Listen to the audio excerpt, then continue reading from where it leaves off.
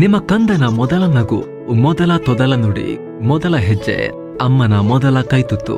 ಸದೃಢ ಹಾಗೂ ಆರೋಗ್ಯಕರ ಬೆಳವಣಿಗೆಗಾಗಿ ಪಾರಂಪರಿಕ ಪದ್ಧತಿಯಲ್ಲಿ ತಯಾರಾದ ಪೌಷ್ಟಿಕ ಆಹಾರ ಮಿಲೆಕ್ಸ್ ಮದರ್ ರೂಟ್. ಮೂಳೆಗಳ ಹಾಗೂ ಮೆದುಳಿನ ಬೆಳವಣಿಗೆಗೆ ಪೂರಕ ಮಿಲೆಕ್ಸ್ ಮದರ್ ರೂಟ್. ತಾಯಿಯ ಪ್ರೀತಿಯಷ್ಟೇ ಪರಿಶುದ್ಧ. ಖರೀದಿಸಲು ಲಿಂಕ್ ಡಿಸ್ಕ್ರಿಪ್ಷನ್ ಹಾಗೂ ಪಿನ್ ಕಾಮೆಂಟ್ನಲ್ಲಿದೆ.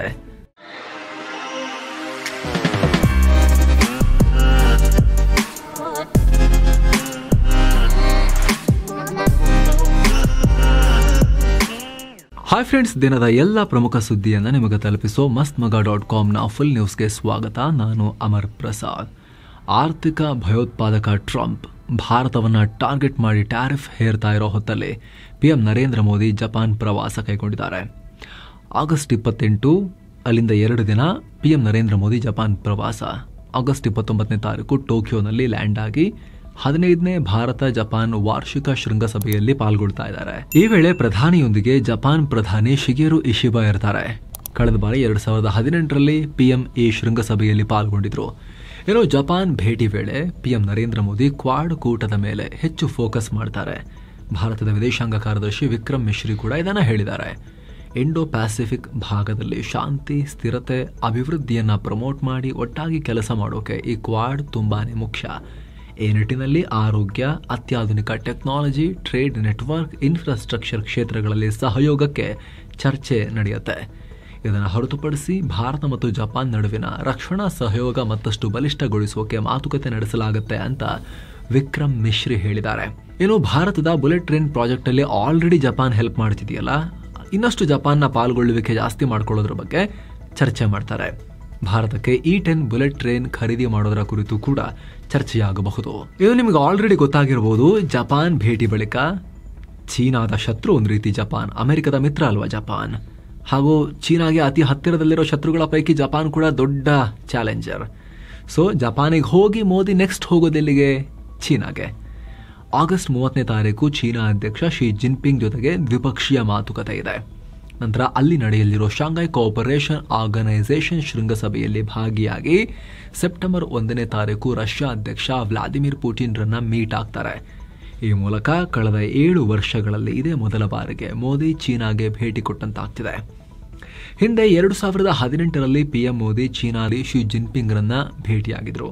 ನಂತರ ಎರಡೂ ದೇಶಗಳ ನಡುವೆ ಗಡಿ ಸಮಸ್ಯೆ ತಲೆದೂರಿ ಸಂಬಂಧದಲ್ಲಿ ಬಿರುಕು ಮೂಡಿತ್ತು. ಗಡಿ ಸಮಸ್ಯೆಯನ್ನು ಬಗೆಹರಿಸೋಕೆ ಕಳೆದ 1-2 ವರ್ಷಗಳಿಂದ ಈ ಎರಡೂ ರಾಷ್ಟ್ರಗಳು ಬಹಳ ಪ್ರಯತ್ನ ಮಾಡ್ತಿವೆ. ಈಗ ನಾಯಕರೇ ಮುಖ್ಯವಾಗಿ ಭೇಟಿಯಾಗ್ತಿರೋದು, ಮೋದಿ ಮತ್ತು ಜಿನ್ಪಿಂಗ್ ಭೇಟಿಯಾಗ್ತಿರೋದು ಮುಖ್ಯವಾಗಿರೋ ವಿಚಾರ. ಹಾಗೆ ನೋಡಿದ್ರೆ ರಷ್ಯಾದ ಕಜಾನ್ನಲ್ಲಿ ಒಂದು ಭೇಟಿ ಆಗಿತ್ತು. ಒಂದು ಸಮಿಟಿಗೆ ಹೋದಾಗ ಸೈಡ್ ಲೈನ್ಸ್ನಲ್ಲಿ ಜಿನ್ಪಿಂಗ್ ಮತ್ತು ಮೋದಿ ಮೀಟ್ ಆಗಿದ್ರು. ಆದರೆ ಚೀನಾದಲ್ಲಿ ಭೇಟಿ ಆಗ್ತಿರೋದು 2018ರ ಬಳಿಕ ಇದೆ ಮೊದಲ ಬಾರಿಗೆ. ಇನ್ನು ಟ್ಯಾರಿಫ್ ಕಾರಣದಿಂದಲೂ ಈ ಭೇಟಿ ಮಹತ್ವ ಪಡ್ಕೊಳ್ತಾ ಇದೆ. ಇಷ್ಟು ಮಾತ್ರವಲ್ಲದೆ ಆ ಕಡೆಯಿಂದ ರಷ್ಯಾ ತೈಲ ತರಿಸ್ಕೊಳ್ಬೇಡಿ ಅಂತ ಹೇಳಿ ಅಮೆರಿಕ ಗಲಾಟೆ ಮಾಡ್ತಿರೋ ಟೈಮ್ನಲ್ಲಿ SCO ಸಮಿಟ್ಗೆ ಹೋಗಿ ಪುಟಿನ್ ಜೊತೆಗೂ ಮೋದಿ ಶೇಕ್ ಹ್ಯಾಂಡ್ ಮಾಡ್ತಾರೆ. ಅದು ಕೂಡ ಅಮೆರಿಕಾಗೆ ಬಹಳ ಇರುಸು ಮುರುಸು ಉಂಟು ಮಾಡುತ್ತೆ ಟ್ರಂಪ್ಗೆ. ಏನೋ ಇಡೀ ದೇಶದ ಗಮನ ಸೆಳೆದಿರೋ ಬುರ್ಡೆ ಫೈಲ್ಸ್ಗೆ ಹೊಸ ತಿರುವು ಸಿಕ್ಕಿದೆ. ಕೆಲವೇ ದಿನಗಳ ಹಿಂದೆ ಜಸ್ಟಿಸ್ ಫಾರ್ ಅನನ್ಯಾನೋ ಘೋಷಣೆ ಕೂಗುವಂತೆ ಮಾಡಿದ್ದ, ಅಯ್ಯೋ ಪಾಪ ಅಜ್ಜಿರಿ, CBIಯಲ್ಲಿ ಕೆಲಸ ಮಾಡ್ತಿದ್ರಂತೇರಿ ಅಂತೆಲ್ಲರೂ ಮರುಗುವಂತೆ ಮಾಡಿದ್ದ, ಇವರಿಗೆ ಹಿಂಗಾಯ್ತಾ ಅಂತ ಯೋಚನೆ ಮಾಡೋ ರೀತಿ ಮಾಡಿದ್ದ ಸುಜಾತಾ ಭಟ್ ಉಲ್ಟಾ ಹೊಡೆದಿದ್ದಾರೆ. SIT ಮುಂದೆ ತಾನು ಸುಳ್ಳು ಕತೆ ಕಟ್ಟಿದ್ದಾಗಿ 2ನೇ ದಿನದ ವಿಚಾರಣೆ ವೇಳೆ ಒಪ್ಕೊಂಡಿದ್ದಾರೆ.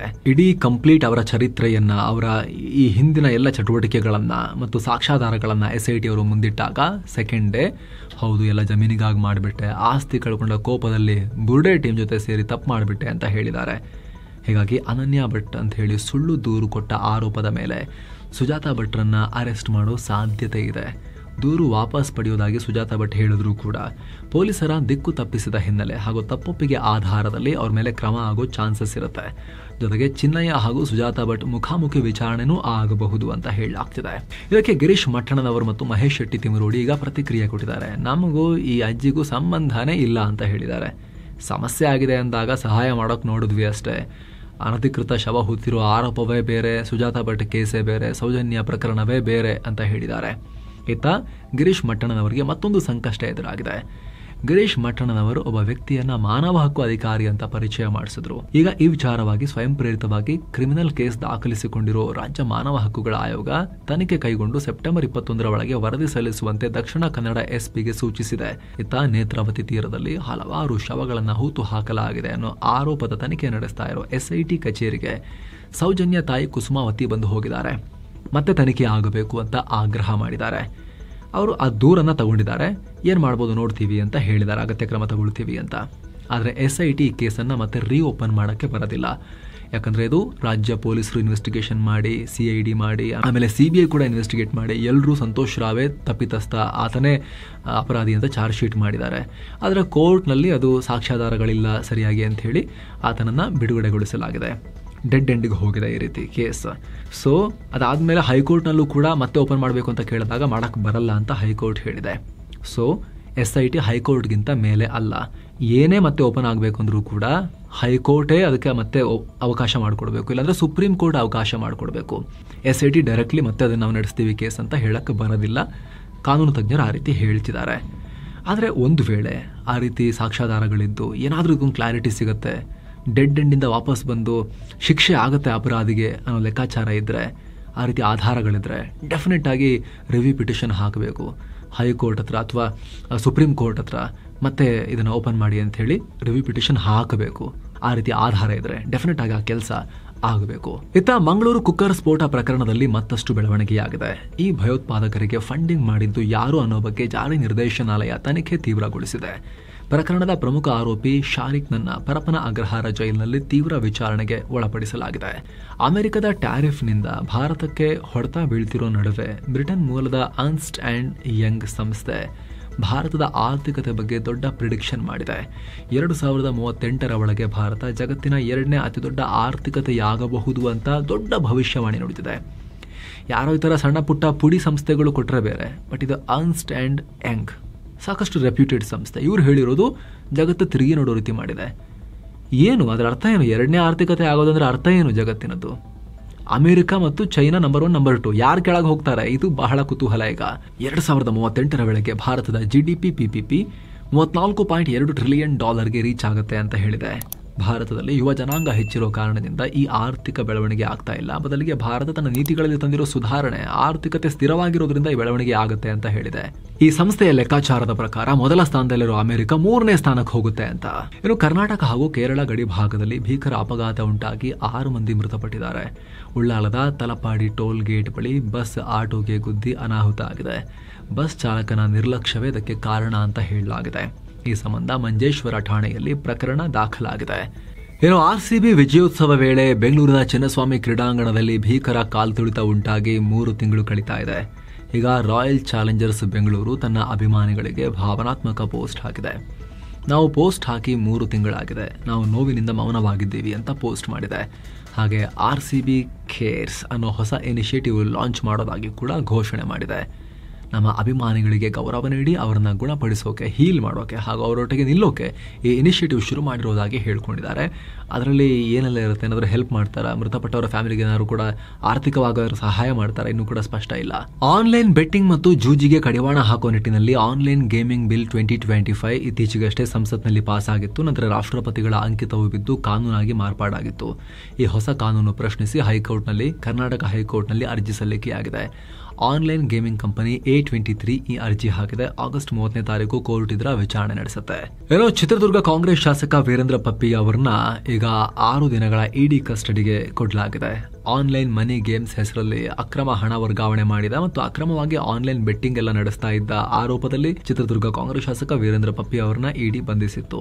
ನಟ ದಳಪತಿ ಖ್ಯಾತಿಯ ತಮಿಳು ರಾಜಕಾರಣಿ ವಿಜಯ್ ಅಪಡಿ ಪೋಡೋ ಸಾಂಗ್ ಇತ್ತಲ್ಲ, ಇವರು ವಿರುದ್ಧ ಶ್ರೀಲಂಕಾ ಸರ್ಕಾರ ಅಸಮಾಧಾನ ಹೊರಹಾಕಿದೆ. ಇತ್ತೀಚೆಗೆ ವಿಜಯ್ ಅವರು ಕಚ್ಚತೀವು ದ್ವೀಪ ವಿಚಾರವಾಗಿ PM ನರೇಂದ್ರ ಮೋದಿ ಮೇಲೆ ಟೀಕಾ ಪ್ರಹಾರ ಮಾಡಿದ್ರು. ನೌಕಾಪಡೆ ಶ್ರೀಲಂಕಾದವರದು ನಮ್ಮ ಮೀನುಗಾರರ ಮೇಲೆ ದಾಳಿ ಮಾಡ್ತಿದ್ದಾರೆ. 800 ಮೀನುಗಾರರು ಇದರಿಂದ ಸಮಸ್ಯೆ ಅನುಭವಿಸ್ತಾ ಇದ್ದಾರೆ. ಮೋದಿ ದೊಡ್ಡದೇನು ಮಾಡೋದ್ ಬೇಡ, ಬೇಡ, ಶ್ರೀಲಂಕಾದಿಂದ ಕಚ್ಚತೀವು ದ್ವೀಪವನ್ನ ವಾಪಸ್ ಪಡೀಲಿ ಸಾಕು ಅಂತ ಹೇಳಿದ್ರು. ಇದಕ್ಕೆ ಶ್ರೀಲಂಕಾದ ವಿದೇಶಾಂಗ ಸಚಿವ ವಿಜಿತಾ ಹೆರಾತ್ ರಿಯಾಕ್ಟ್ ಮಾಡಿದ್ದಾರೆ. ದಕ್ಷಿಣ ಭಾರತದಲ್ಲಿ ಎಲೆಕ್ಷನ್ ಟೈಮ್ ಆದ ಕಾರಣ ರಾಜಕೀಯ ಲಾಭಕ್ಕಾಗಿ ಇಂಥ ಹೇಳಿಕೆ ಕೊಡ್ತಾ ಇದ್ದಾರೆ. ಇಂಥ ಪೊಲಿಟಿಕಲ್ ಸ್ಟೇಟ್ಮೆಂಟ್ಸ್ಗೆ ಭಯ ಪಡುವ ಅಗತ್ಯ ಇಲ್ಲ. ರಾಜತಾಂತ್ರಿಕ ಮಟ್ಟದಲ್ಲಿ ನಡೆದ ಮಾತುಕತೆ ಮುಖ್ಯ. ವಿಜಯ ಮಾತನ್ನ ಖಂಡಿಸ್ತೀವಿ. ಕಚ್ಚತೀವು ಯಾವತ್ತಿದ್ರು ನಮ್ಮದೇ ಅನ್ನೋ ಹೇಳಿಕೆಯನ್ನ ಕೊಟ್ಟಿದ್ದಾರೆ. ಅಂದ ಹಾಗೆ ಕಚ್ಚತೀವು ದ್ವೀಪವನ್ನ ಇಂದಿರಾ ಗಾಂಧಿ ಟೈಮ್ ನಲ್ಲಿ ಶ್ರೀಲಂಕಾ ಸರ್ಕಾರಕ್ಕೆ ಬಿಟ್ಟು ಕೊಡಲಾಗಿತ್ತು. ಅದರ ಹಿನ್ನೆಲೆ ಹಿಸ್ಟ್ರಿ ಎಲ್ಲವನ್ನ ನಾವು ನಿಮಗೆ ಈ ವಿಡಿಯೋದಲ್ಲಿ ಹೇಳಿದ್ವಿ. ಸ್ನೇಹಿತರೆ, ತುಂಬಾ ಜನ ಕೇಳಬಹುದು, ಈ ಸಲ ಏನ್ ರೋಲ್ಸ್ ರಾಯ್ ಅಂತ ಮೆನ್ಷನ್ ಮಾಡ್ಲಿಲ್ಲ, ಯಾವಾಗ್ಲೂ ಕೂಡ ವಿಜಯ್ ಅಂತ ಬಂದಾಗ ರೋಲ್ಸ್ ರಾಯ್ ಆ ಟ್ಯಾಕ್ಸ್ ಬರುತ್ತಲ್ಲ ಅನ್ನೋದು ಪ್ರಶ್ನೆ ಕೇಳಬಹುದು. ಕೆಲವರು ಕೇಳಬಹುದು, ಯಾಕೆ ಎಲ್ಲ ಸಲ ಅದನ್ನ ಮೆನ್ಷನ್ ಮಾಡ್ತೀರಿ ಅಂತ ಹೇಳಿ. ಸ್ನೇಹಿತರೆ, ಈ ದೇಶದಲ್ಲಿ ಟ್ಯಾಕ್ಸ್ ಕಟ್ತಾ ಇರೋರ ಸಂಖ್ಯೆನೇ ತುಂಬಾ ಕಮ್ಮಿ ಪ್ರಮಾಣದಲ್ಲಿದೆ.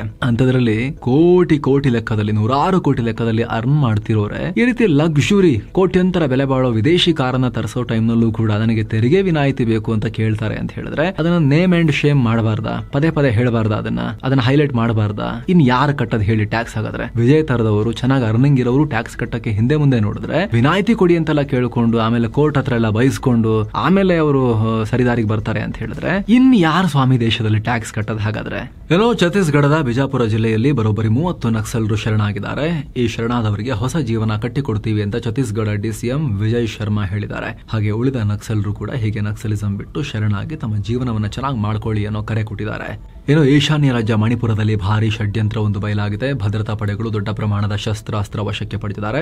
ಆಘಾತಕಾರಿ ವಿಚಾರ ಅಂದ್ರೆ ಇದರಲ್ಲಿ ಅಮೆರಿಕ ನಿರ್ಮಿತ M16 ರೈಫಲ್ ಸೇರಿ ಅನೇಕ ಶಸ್ತ್ರಾಸ್ತ್ರ, ಮದ್ದುಗುಂಡು, ಸ್ಫೋಟಕ ಎಲ್ಲ ಸಿಕ್ಕಿವೆ.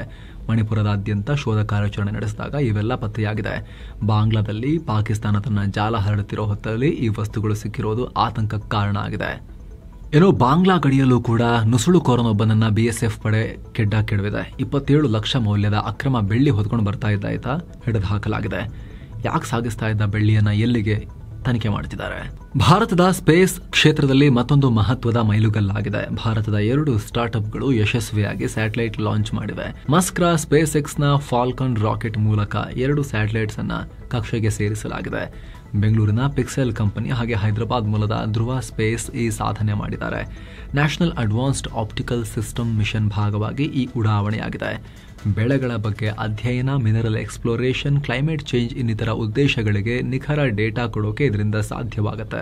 ಏನೋ ಭಾರತದ ಷೇರುಪೇಟೆ ಲಾಸ್ ಮಾಡಿಕೊಂಡಿದೆ. ದಿನದ ವಹಿವಾಟಿನ ಅಂತ್ಯಕ್ಕೆ ಸೆನ್ಸೆಕ್ಸ್ 705 ಪಾಯಿಂಟ್ಸ್ ಕುಸಿದು 80,080ಕ್ಕೆ ರೀಚ್ ಆಗಿದೆ. ನಿಫ್ಟಿ 211 ಪಾಯಿಂಟ್ ಬಿದ್ದು 24,500ಕ್ಕೆ ತಲುಪಿದೆ. Shriram finance, HCL technologies, power grid corporation of India ಕೆಂಪು ಪಟ್ಟಿಯಲ್ಲಿ ಕಾಣಿಸಿಕೊಂಡಿವೆ. Titan company, Coal India, Hero MotoCorp green ನಲ್ಲಿದ್ವು. ಡಾಲರ್ ಮುಂದೆ ರೂಪಾಯಿ ಮೌಲ್ಯ 6 ಪೈಸೆ ಏರಿಕೆಯಾಗಿ 87 ರೂಪಾಯಿ 63 ಪೈಸೆಯಾಗಿದೆ. ಇನ್ನು ಚಿನ್ನ ಮತ್ತು ಬೆಳ್ಳಿ ಬೆಲೆ ವಿಚಾರಕ್ಕೆ ಬಂದರೆ 24 ಕ್ಯಾರೆಟ್ನ 10 ಗ್ರಾಂ ಚಿನ್ನದ ಬೆಲೆಯಲ್ಲಿ 622 ರೂಪಾಯಿ ಹೆಚ್ಚಾಗಿ 1,01,506 ರೂಪಾಯಿ ಆಗಿದೆ. 22 ಕ್ಯಾರೆಟ್ನ 10 ಗ್ರಾಂ ಚಿನ್ನದ ಬೆಲೆಯಲ್ಲಿ 570 ರೂಪಾಯಿ ಹೆಚ್ಚಾಗಿ 92,980 ರೂಪಾಯಿ ಆಗಿದೆ. 1 ಕೆಜಿ ಬೆಳ್ಳಿ ಬೆಲೆಯಲ್ಲಿ 1,240 ರೂಪಾಯಿ ಜಾಸ್ತಿಯಾಗಿ 1,17,110 ರೂಪಾಯಿ ಆಗಿದೆ. ಸೊ ಫ್ರೆಂಡ್ಸ್, ಇದಾಗಿತ್ತು ಇವತ್ತಿನ ಫುಲ್ ನ್ಯೂಸ್. ನಾವು ಕುಯ್ದಿಲ್ಲ, ಹೇಳದಿಲ್ಲ, ಕಿರ್ಚಾಡಿಲ್ಲ, ಬರೀ ಸುದ್ದಿ ತರ ನಿಮ್ಗೆ ತಲುಪಿಸೋ ಪ್ರಯತ್ನ ಮಾಡಿದ್ದೀವಿ. ನಿಮಗೆ ಇಷ್ಟ ಆಗ್ತಿದ್ರೆ ದಯವಿಟ್ಟು ಮಸ್ತ್ ಮಗ ಚಾನಲ್ಗೆ ಸಬ್ಸ್ಕ್ರೈಬ್ ಮಾಡಿ, ಪಕ್ಕದ ಬೆಲ್ ಐಕಾನ್ ಮೇಲೆ ಕ್ಲಿಕ್ ಮಾಡೋದನ್ನ ಯಾವುದೇ ಕಾರಣಕ್ಕೂ ಮರಿಬೇಡಿ. Thank you so much. ಮತ್ತೆ ಭೇಟಿ ಆಗ್ತಿರೋಣ ಸ್ನೇಹಿತರೆ. ನಮಸ್ತೆ.